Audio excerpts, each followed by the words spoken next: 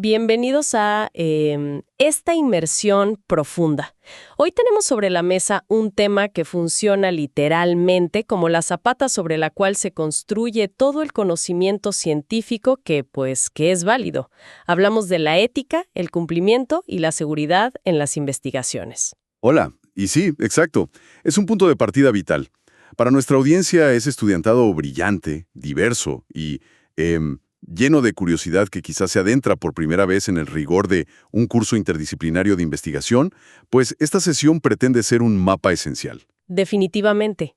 Y la misión de hoy es equipar a quienes nos escuchan con las herramientas para hacer investigación rigurosa, segura y éticamente intachable. Todo esto lo vamos a basar en fuentes oficiales como las directrices de la Junta de Protección de Seres Humanos en la investigación. La famosa JPCHI de la Universidad de Puerto Rico en Humacao. Esa misma. Y también vamos a usar los manuales de metodología de Bernal y varios textos claves sobre investigación transdisciplinaria. Así que, para establecer el terreno hay que entender que toda investigación responsable descansa sobre 3 pilares inseparables. Que son la ética, el cumplimiento y la seguridad. Exacto. Primero tenemos la ética, que agrupa principios morales fundamentales como el respeto, la beneficencia y la justicia.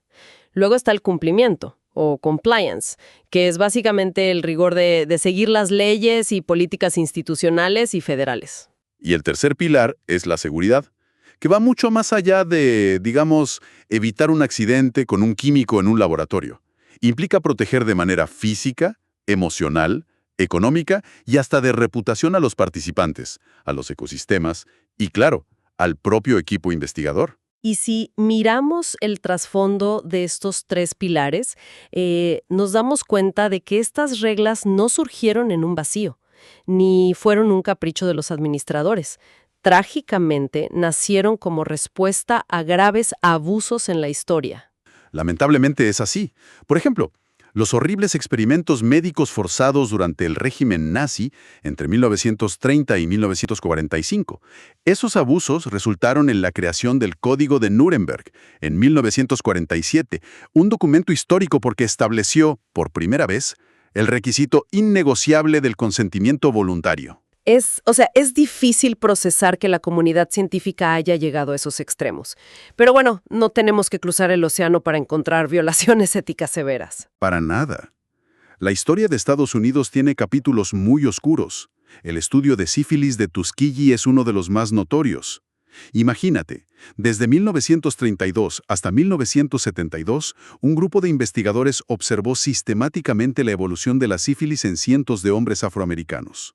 Y lo más alarmante de ese caso es que cuando la penicilina ya era un tratamiento efectivo y disponible, los investigadores se lo ocultaron a los participantes para no interrumpir la observación. Una barbaridad que se justificaba bajo una visión profundamente deshumanizante. El avance de la ciencia se valoraba más que la vida de esas personas de una población marginada. La indignación pública fue tan masiva que resultó en el informe Belmont de 1979. Que es la piedra angular hoy en día. Correcto. Ese informe cimentó los 3 principios rectores que mencionaste al principio: el respeto por las personas, la beneficencia, que significa maximizar beneficios y minimizar daños, y la justicia. Y a esto se le suma el caso Willowbrook entre los años 50 y 70. Ah, sí, donde niños con discapacidades intelectuales en una institución estatal fueron infectados deliberadamente con hepatitis. Exactamente. Todo eso explica por qué el ecosistema de regulaciones modernas es tan estricto. A nivel federal, la regla principal es la 45 CFR 46, conocida como el Common Rule, y de ahí se desprenden agencias como la OEHRP, que es la Oficina para la Protección de Seres Humanos en la Investigación. Y además intervienen entidades como los Institutos Nacionales de Salud, los NIH, la FDA para medicamentos o dispositivos, los CDC para patógenos y el US EPA para flora y animales.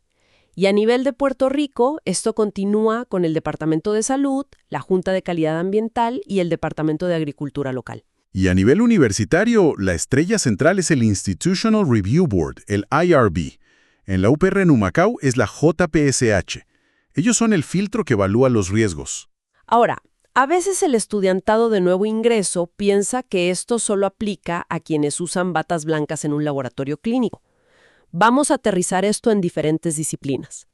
Por ejemplo, en medicina o enfermería, el equipo investigador maneja expedientes clínicos todo el tiempo. Y ahí entra de lleno la ley HIPAA, una regulación federal estricta que protege la privacidad de los diagnósticos. Un descuido con un expediente médico es una violación federal enorme. Claro, y en áreas a nivel poblacional, como la salud pública y la epidemiología, el reto es manejar bases de datos sin estigmatizar a un grupo demográfico específico al publicar focos de infección.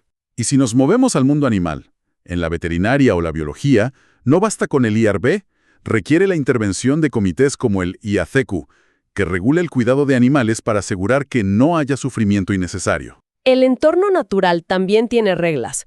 Para quienes estudian ciencias ambientales, ecología o botánica, hay que coordinar permisos formales para no alterar hábitats críticos ni arrancar especies protegidas.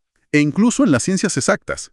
En química, el manejo riguroso de compuestos tóxicos o volátiles está estrictamente regulado. Y en campos como la física electrónica y la matemática, el rigor ético dicta la seguridad en laboratorios de alto voltaje o el manejo transparente de simulaciones y datos. O sea, nadie se escapa de las reglas. Y para asegurar que todo investigador conozca esto antes de someter una propuesta, la JPSI exige un adiestramiento previo. La plataforma estándar es el CITI Program. El CITI Program es el pasaporte de entrada. Requiere completar módulos como el de Conducta Responsable en la Investigación, o RCR, que cubre integridad de datos y cómo evitar el plagio. También está el de investigación con sujetos humanos, basado en el informe Belmont, y, por supuesto, el de la ley HIPAA si tocan temas de salud. Una vez que se toman esos adiestramientos, se procede a diseñar la propuesta y someterla para recibir el visto bueno. Y es crucial entender que existen 3 tipos principales de revisión del IRB: la exenta, la expedita y la de pleno. Vamos a ver cómo aplican. La revisión exenta significa que el estudio representa un riesgo mínimo o nulo. Por ejemplo, en administración de empresas o recursos humanos, si el estudiantado hace una encuesta completamente anónima sobre satisfacción laboral, sin pedir nombres ni correos, probablemente califique como exenta. El segundo nivel es la revisión expedita. Sigue siendo de riesgo bajo, pero requiere una mirada más cuidadosa. Pensemos en disciplinas como la educación especial o educación física. Exacto. Si observan el desarrollo motriz de estudiantes en la cancha o evalúan una técnica de lectura, el riesgo es bajo siempre y cuando no se divulguen las identidades de los menores. Pero el escenario cambia a una revisión de pleno, cuando el riesgo aumenta y el comité completo debe evaluar la propuesta. Esto ocurre en áreas como la historia, las humanidades o las comunicaciones. Claro. Si un proyecto busca hacer entrevistas profundas sobre traumas generacionales o documentar cómo el discurso de odio afecta a ciertas comunidades, el riesgo emocional es alto y requiere revisión de pleno, que tiene una vigencia máxima de 1 año. Y hablar de riesgos emocionales nos obliga a aclarar la diferencia entre privacidad y confidencialidad. Es una distinción que todo investigador debe dominar. La privacidad protege al individuo durante el proceso de recopilación de datos. Es crear un entorno seguro para la entrevista. Mientras que la confidencialidad es lo que ocurre después. Es el acuerdo legal de cómo el investigador va a resguardar los expedientes, la identidad y la ubicación de esa persona al publicar los resultados. Esa protección es vital para mantener la autonomía y la voluntariedad. Exactamente. La participación tiene que ser libre, y un derecho innegociable es retirarse de la investigación en cualquier momento sin represalias. Para documentar esto, un adulto firma un consentimiento informado. Pero los menores o personas con discapacidades cognitivas severas proveen un asentimiento, que es su acuerdo adaptado a su nivel. Y sus padres o tutores firman el consentimiento. Esto nos lleva a analizar las relaciones de poder y las poblaciones vulnerables. En el campo de las ciencias sociales y la psicología, trabajar con sobrevivientes de violencia doméstica exige protocolos de contención, como referidos a profesionales de salud mental. Y las dinámicas de poder son evidentes en entornos clínicos. En disciplinas como la terapia física y la terapia ocupacional, se trabaja con personas encamadas o en rehabilitación. El paciente puede sentir presión, creyendo que si no participa, su cuidado médico empeorará. El investigador tiene que demostrar que eso no pasará. Lo mismo ocurre en áreas como las leyes, la política pública y la administración pública. Estudiar empleados de una agencia a migrantes o a personas privadas de su libertad requiere garantías de anonimato férreas. E incluso protecciones adicionales si se estudian poblaciones en actividades consideradas ilegales. No se puede recopilar información que luego pueda ser usada por las autoridades para procesarlos criminalmente, a menos que existan certificados federales de confidencialidad. Y a nivel macro, en disciplinas como la demografía, la planificación, el desarrollo social y el desarrollo comunitario, hay que evitar el extractivismo investigativo. Eso es fundamental. Históricamente, algunos investigadores entraban a una comunidad marginada, sacaban datos, publicaban y dejaban a la comunidad igual o peor. La ética moderna exige buscar un impacto positivo. Lo que nos conecta con cómo la metodología afecta a la ética. En la investigación cualitativa, el enfoque está en enmascarar identidades y proteger las narrativas, los documentos y los expedientes. En la investigación cuantitativa, el peso recae en la seguridad técnica, encriptando bases de datos masivas. Y en la investigación de acción participativa, o IAP, las comunidades son coinvestigadores, tomando decisiones en conjunto para transformar su realidad. Y sin importar el método, evitar el plagio y proteger la propiedad intelectual es clave. Hay que dar atribución siempre, usando herramientas como Turnitin o Grammarly, y dominando los manuales de estilo. La propiedad intelectual varía. En arquitectura e ingeniería se protegen los derechos de autor de planos y patentes. En las modas, el modelaje y la estética se protegen los patrones digitales y los derechos de imagen de los modelos.